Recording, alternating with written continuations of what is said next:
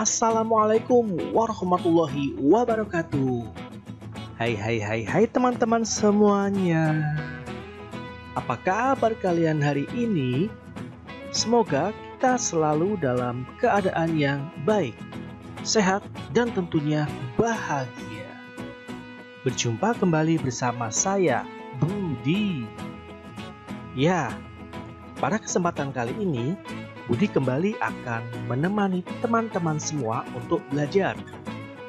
Hari ini kita akan melanjutkan pembelajaran kita di kelas 5, tema 8, subtema 2, dan kita sudah memasuki pembelajaran ketiga.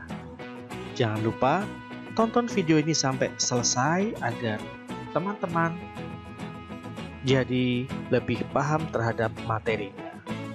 Oke, seperti biasanya mari kita awali terlebih dahulu dengan berdoa. Tentunya agar diberikan kelancaran selama proses pembelajaran dan kita mengharapkan ilmu yang bermanfaat sebagai bekal masa depan kita. Berdoa mulai. Berdoa selesai. Nah, teman-teman, hari ini kita akan mempelajari beberapa hal. Di antaranya, kita akan belajar tentang jenis usaha ekonomi yang dikelola sendiri. Kita juga akan mempelajari tentang desa unik yang terdapat di Provinsi Bali. Yuk, langsung saja kita awali dengan jenis usaha ekonomi yang dikelola sendiri. Jadi, teman-teman, jenis ekonomi yang dikelola sendiri itu terdapat beberapa macam. Yang pertama ada dari pertanian, yang kedua dari perdagangan, tiga dari usaha jasa, dan yang keempat atau yang terakhir adalah dari industri kecil. Seperti apa penjelasannya? Yuk simak dengan baik. Kita awali dari mulai pertanian. Nah, kita lihat bercocok tanam ya gambarnya ya. Jadi, usaha pertanian sebagian besar usaha yang dikelola secara perorangan. Usaha ini memiliki modal yang terbatas. Lahan yang digarap petani biasanya terbatas. Lahan persawahan dan tegalan. Namun, ada juga usaha pertanian yang dilakukan secara besar-besaran. Ya, itu dari usaha pertanian ya, teman-teman. Kita lanjutkan yang kedua dari perdagangan. Nah, usaha perdagangan secara perorangan biasanya berskala kecil dan sedang. Contoh usaha perdagangan antara lain, misalkan ada pedagang asongan, pedagang keliling, pedagang kaki lima, pedagang di pasar, warung, dan toko kelontong. Nah, jenis usaha perdagangan yang disebutkan tadi pastinya teman-teman sudah sering bahkan berada di sekeliling atau di sekitar teman-teman semuanya. Baik, yang ketiga adalah usaha jasa. Nah, perhatikan contoh gambarnya ada seorang dokter dan juga seorang guru. Jadi, teman-teman, perhatikan usaha jasa perorangan yang ada di daerah sekitar tempat tinggal teman-teman semuanya.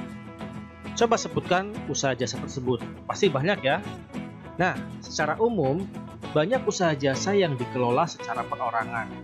Contohnya usaha salon atau barbershop atau potong rambut, ada juga usaha fotokopi, bengkel, penjual pulsa, guru ataupun dokter. Lanjut, industri kecil. Jadi di sektor industri kecil adalah industri yang dikelola perorangan merupakan industri rumahan.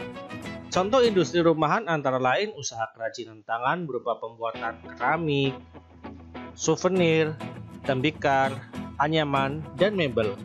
Ini biasanya digunakan untuk souvenir-souvenir di daerah pariwisata ya teman-teman. Cukup mudah kan tadi? Ya, sekarang coba perhatikan ada jenis usaha, macam-macam usaha, dan misalkan ini banyaknya yang ada di sekitar tempat tinggal teman-teman semuanya. Dimulai dari industri pertanian ya. Macam usahanya ada pertanian padi, perkebunan sayur, palawija, peternakan ayam, peternakan lele. Misalkan di sini banyaknya kalau teman-teman hitung ada 15. Lanjut, ada perdagangan. Misalkan ada pedagang asongan, pedagang keliling, pedagang kaki lima, pedagang di pasar, warung, dan toko kelontong. Misalkan kalau di daerah tempat tinggal Budi itu ada 8. Tentunya jumlahnya akan berbeda di setiap tempat tinggal ya teman-teman. Kemudian ada jasa. Ada macam usahanya berupa barber, salon, fotokopi, bengkel, potong rambut, rental mobil, dan penjualan pulsa. Sedangkan untuk industri kecil, macam usahanya bisa jadi ada pengrajin keramik, souvenir, tembikar, anyaman, dan juga mebel.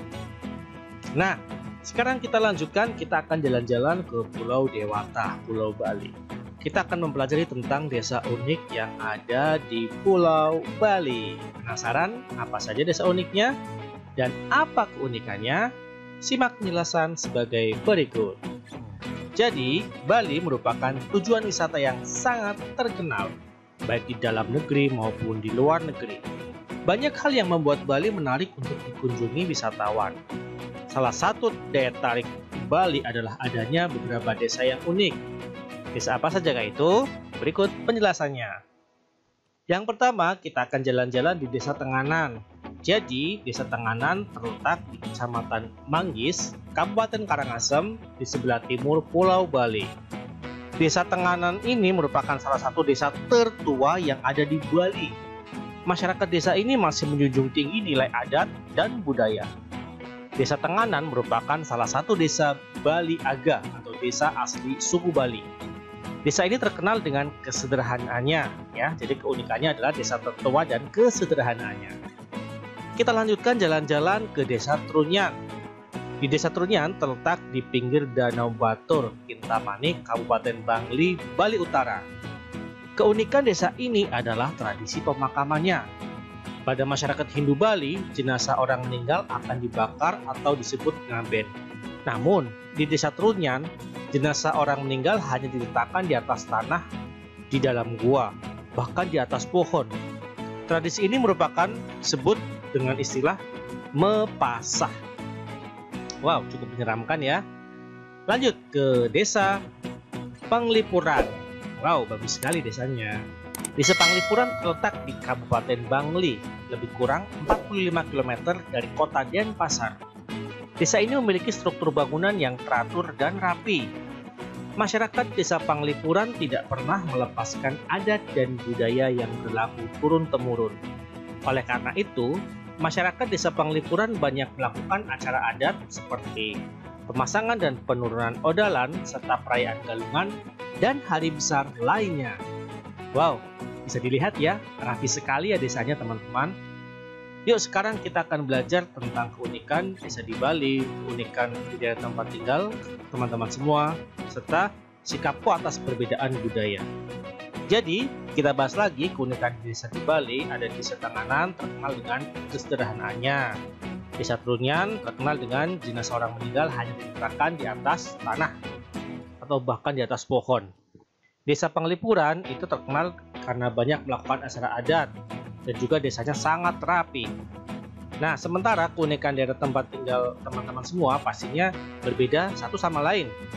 Ya, misalkan kalau Semarang itu terkenal akan daerah yang toleransinya sangat tinggi. Nah, itu ya.